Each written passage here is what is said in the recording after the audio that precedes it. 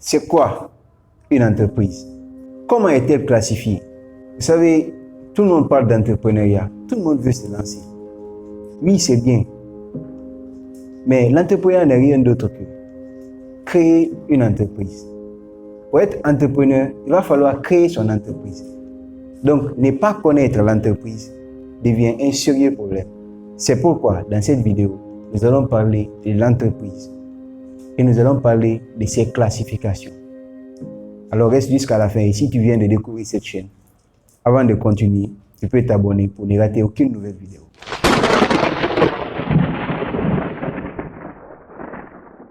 Une entreprise est une entité autonome. Entité autonome qui combine ses moyens matériels, financiers et humains en vue de produire un bien ou un service pour gagner quoi? De l'argent. C'est ça. C'est ça une entreprise. Donc on voit que l'entreprise est composée de plusieurs personnes qui combinent ses moyens. On a les moyens financiers, on a les moyens humains, on a les moyens matériels, juste pour produire quelque chose. Et en contrepartie, l'entreprise aura quoi? Un bénéfice. L'entreprise aura des revenus. Et si elle travaille très bien, elle aura des bénéfices. Si elle ne travaille pas très bien, elle aura des pertes. Nous allons maintenant parler de sa classification. Comment est classée l'entreprise? Comment les entreprises sont classées selon les zones? Nous, on ne va pas prendre toutes les zones, non. Je vais parler d'un cadre général. Maintenant, en fonction de ton pays, tu vas te renseigner sur comment sont classées les entreprises dans ton pays. La première classification, c'est basé sur la taille. Selon la taille, les entreprises sont classées en 3 catégories. La première catégorie, ce sont les petites entreprises. La deuxième, les moyennes entreprises. Et la troisième, les grandes entreprises. Selon la taille, les petites entreprises emploient d'une personne à 30 personnes.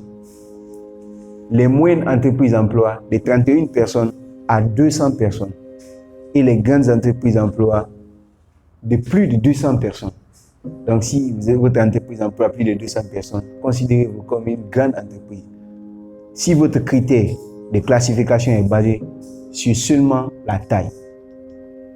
On va prendre la seconde classification ou la deuxième classification. Cette classification est basée sur le chiffre d'affaires. En fonction du chiffre d'affaires, c'est quoi un chiffre d'affaires d'ailleurs? Un chiffre d'affaires, c'est le volume de vente réalisé au cours d'une année. Tout ce que vous avez vendu, tout ce que vous avez comme revenu, tout ça compilé, c'est ce qu'on appelle chiffre d'affaires. Donc ce n'est pas le bénéfice, non. Vous n'avez pas défalqué les charges, non. Quand vous avez vendu, quand vous avez presté, ce que vous avez eu, c'est ce qu'on appelle chiffre d'affaires. Maintenant, on classe les entreprises en fonction de cela aussi. Il y a des différences selon les pays, comme je l'ai dit précédemment. Donc, vous allez voir dans votre pays, c'est à vous de vous renseigner. On peut dire d'1 franc à 10 000 francs, c'est une petite entreprise, si c'est ça votre chiffre d'affaires. De 10 000 francs, on peut prendre en dollars, on peut prendre en euros, peu importe. 10 000 francs à 20 000 francs, c'est une moyenne entreprise. Et de 20 000 francs à plus, c'est une grande entreprise. Ça, c'est selon les critères chiffre d'affaires. Nous allons maintenant prendre la troisième classification. La classification basée sur le secteur d'activité. Selon le secteur d'activité, les entreprises sont classées en 3 catégories. On a les entreprises du secteur primaire, les entreprises du secteur secondaire et les entreprises du secteur tertiaire. Prenons les entreprises du secteur primaire. Les entreprises du secteur primaire transforment les matières premières en produits finis. Les entreprises du secteur primaire transforment les matières premières en produits finis. Donc, si votre entreprise transforme les produits agricoles, par exemple, je suis tout dans les trucs agroalimentaires actuellement. Donc, l'exemple va forcément venir de ça. Si vous transformez des produits agricoles, ce que vous allez avoir comme produit fini. Donc, sachez que vous êtes dans le secteur primaire. Les entreprises du secteur secondaire, les boutiques que vous voyez dans les quartiers, pour prendre des exemples plus simples, ces boutiques ne transforment rien. Ces boutiques partent acheter des produits, ensuite les revendent en ajoutant bien sûr une marge. Donc ça, c'est une entreprise du secteur secondaire. Acheter sans apporter une modification et vendre le produit pour avoir des bénéfices. Ça, ce sont des entreprises du secteur secondaire. Maintenant, les entreprises du secteur tertiaire, ce sont toutes ces entreprises qui offrent des services.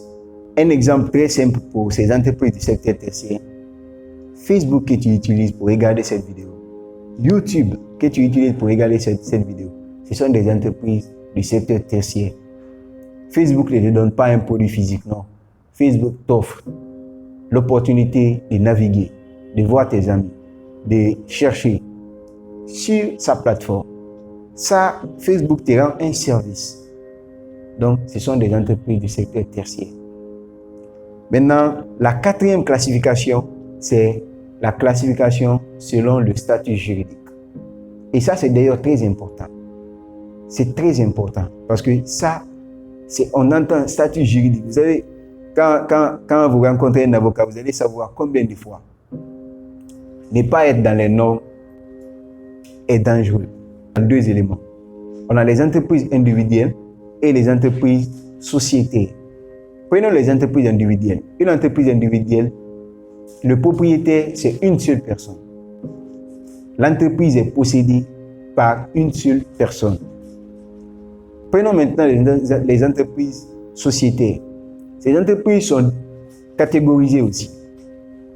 On a les entreprises en nom collectif, c'est-à-dire un groupe de personnes se mettent ensemble, mais ils sont solidairement liés, c'est-à-dire s'il y a perte, ces personnes supportent ces pertes au même degré.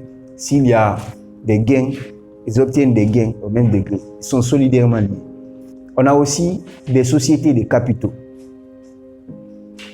Généralement, ce sont des sociétés anonymes. Ce sont des grandes entreprises, des très grandes entreprises. C'est le summum. Quand une entreprise atteint ce niveau, c'est que vous avez atteint le sommet. Donc, il y a les sociétés anonymes et on a les sociétés à responsabilité limitée. Ça, c'est l'intermédiaire entre les sociétés en nom collectif et les sociétés anonymes. C'est l'intermédiaire. On passe des sociétés à responsabilité limitée pour partir vers les sociétés anonymes. Mais tout ça, on ne peut pas mettre dans cette vidéo. C'est pourquoi, dans les prochaines vidéos, nous allons prendre une entreprise individuelle, parler de ses avantages, de ses inconvénients. On prend une entreprise à responsabilité limitée, parler de ses avantages et de ses inconvénients. Une entreprise anonyme, parler de ses avantages et de ses inconvénients. Parce que entreprendre sans compétence, c'est se suicider.